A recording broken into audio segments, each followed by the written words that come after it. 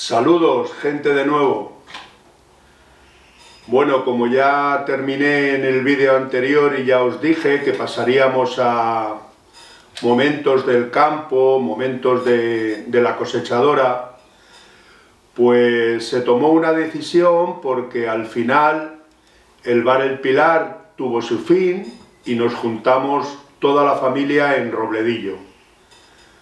Posiblemente esa fue la causa por la que se decidió comprar la cosechadora. Éramos muchos en casa y el invierno teníamos trabajo para todos. Pero en verano pues el molino no trabajaba, no había tanta venta de pienso y sobrábamos algunos, entonces se tomó esta decisión de comprar la cosechadora. Bueno, fue una decisión muy importante, por lo menos para mí porque me marcó mucho en la vida, aprendí muchísimo, fue una etapa de mi vida que nunca la voy a olvidar y bueno, nos juntamos todos en el molino y un día pues tomamos esa decisión, tomamos la decisión y llegó la cosechadora. Llegó la cosechadora, por cierto nos la entregaron un 4 de julio de 1983 en un pueblecito de la Moraña que se llama San Pablo de la Moraleja. No se me olvida, parece que lo estoy viendo en estos momentos cuando la cosechadora, que aquí está, estaban bajándola de una góndola y yo no había visto alguna máquina, alguna cosechadora, pero yo no las conocía, yo nunca había subido a una cosechadora, la verdad. Las había visto, pero yo nunca había estado tan cerca y ya no digamos arrancarla y ponerla en funcionamiento. Fuimos Laureano, Lauri y yo. La verdad es que se tomó esa decisión, yo porque me gustaba mucho la mecánica y Lauri porque conocía muy bien el campo. Al conocer muy bien el campo decidimos que fuera así. Y nos fuimos los dos, como cuento, a ese bonito pueblo de San Pablo y a mí me llamaron mucho la atención allí muchas cosas. Por una parte, las tierras de Robledillo venían venían y vienen, eran tierras muy pequeñas comparado con aquello. Aquello llegas allí, fincas de 100 hectáreas, de entre 20 y 100 hectáreas, pues la mayoría.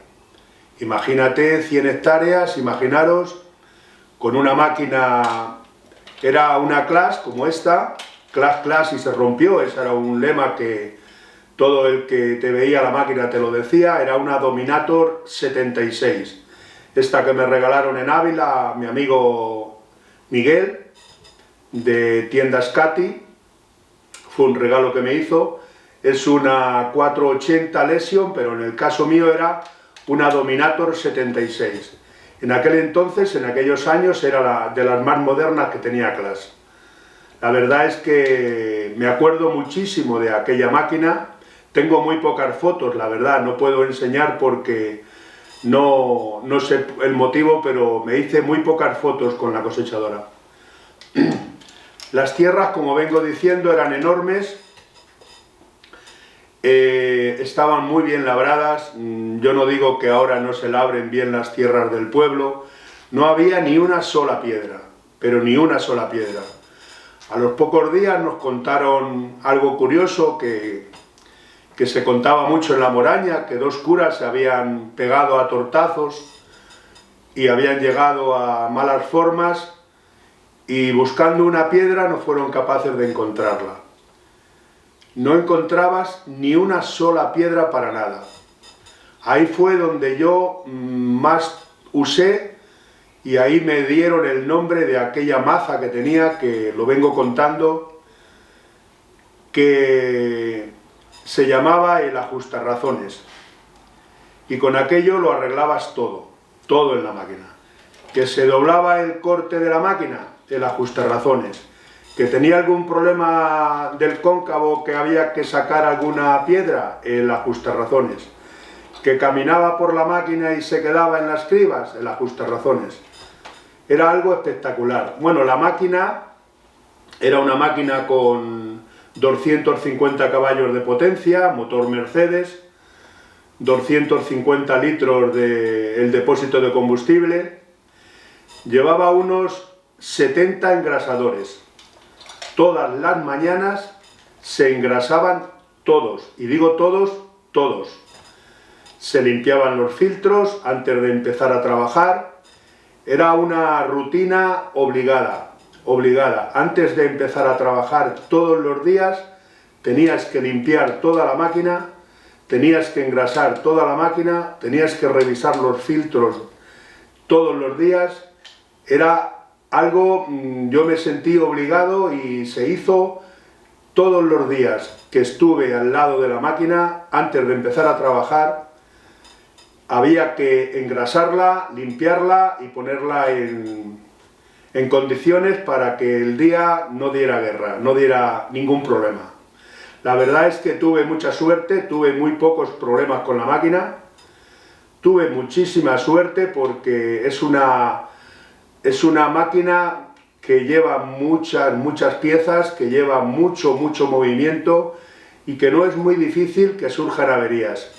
Pero si tú haces un buen mantenimiento, las averías se quedan a un lado. La verdad es que yo lo supe hacer muy bien. De ahí aprendí muchísimo, la verdad. Bueno, y os cuento un poco, llegamos a aquel pueblo, empezaron a hablarme del campo, de los cereales, y yo me hacía un lío con todo. Yo que venía de Madrid, que fui al molino, pero el campo lo conocía muy poco, pues ya me empezaron a hablar de los trigos, de las cebadas. Allí empezamos a trabajar por obradas. En la Moraña, que fue mi primer trabajo con la cosechadora, se trabajaba por hectáreas. Hectárea cosechada, hectárea cobrada. Y eso pues había que tener mucho conocimiento de lo que labrabas, de lo que cosechabas, porque tenías que, o bien te daban la medida de la finca, otros no la tenían y tenías tú que medir la medida a pie. Yo recuerdo, rodeaba toda la finca, cogía el lapicero y la libreta y sacaba toda la medida de aquella finca. Otros te llevaban los papeles y otros te decían lo que tenía, o ibas al ayuntamiento. Buena gente, muy buena gente en la Moraña. Yo la verdad es que solo tengo halago para ellos. Gracias por recibirme como me recibisteis siempre. Gracias a la Moraña. Bueno, y me hablaron un poco de lo que había que segar. Ya empezamos a cosechar mucha cebada, mucho trigo, principalmente cebada. Cebadas que ya empezaron, que si 2 carreras, que si 4 carreras, que si 6 carreras. Y de ahí me viene que yo siempre he venido contando, porque se me quedó todo grabado. Pues bueno, de 2 carreras recuerdo que cosechábamos la famosa cebada dobla, que era curioso, te avisaban y tenías que ir justo el mismo día que se decidía segar, porque si tardabas 2 días más se caía. Es una espiga muy larga, se dobla, de ahí debe de venir su nombre, la dobla. 2 carreras. Es una cebada que chorrea muchísimo, muchísimo grano, chorrea mucho grano. Y luego está la de 4 carreras, que es una cebada intermedia. Es una cebada intermedia entre la de 2 y la de 6. Y la famosa de 6 carreras, que es la caballar. Esta ya se cosechaba algo menos. Luego ya venía el trigo, también se cosechó bastante trigo. Trigos mochos, trigo astral, trigo caldeal, el farron, el Jorasán, trigos que eran, sobre todo los mochos, daban muchísimo grano, pero mucho grano. Y se cosechaban muy bien. Eran terrenos donde podías tirar el corte al suelo, no había ningún problema, no había ninguna piedra, vamos, dejaban las fincas con una siega perfecta, la verdad, pero perfecta. Bueno, allí nos hospedamos en un hostal, Hotel Los Arcos, no se me olvida, de Ataquines. Los años que pasamos por La Moraña estuvimos en aquel hotel. La verdad es que nos trataron muy bien.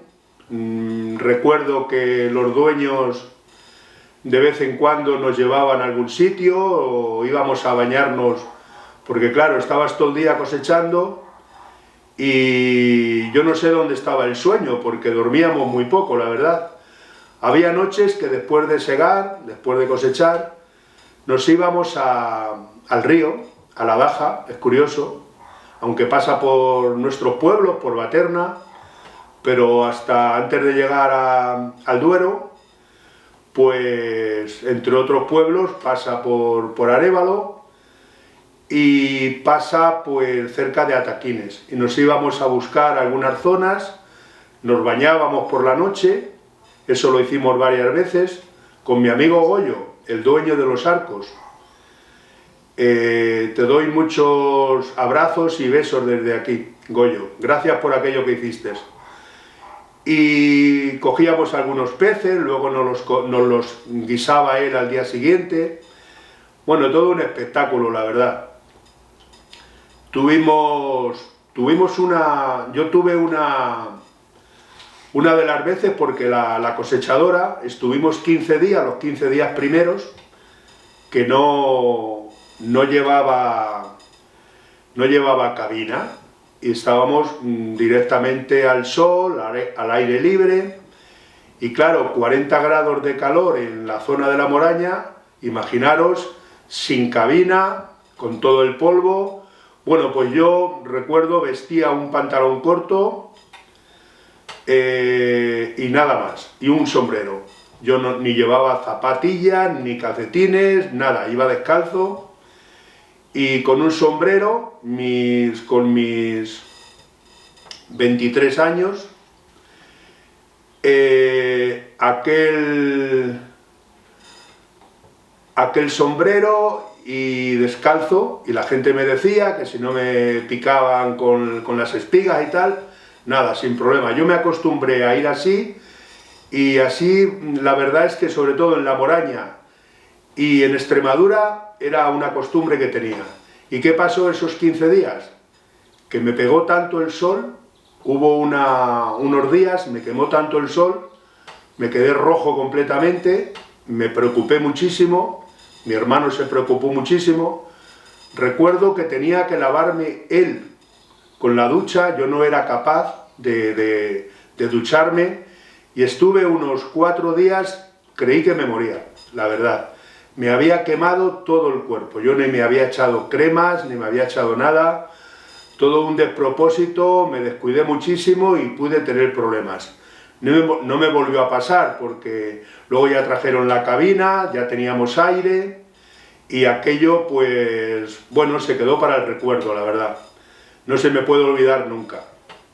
También recuerdo que algunas veces nos teníamos que poner unas gafas enormes, nos teníamos que poner también camisa, porque justo a la caída del sol aparecían unos animales, eran como unos moscardones, unas abejas muy grandes, unos bichos enormes, no eran ni pájaros, ni eran moscas, eran que venían de frente a ti y parecía que te tiraban piedras. La verdad es que lo pasamos fatal.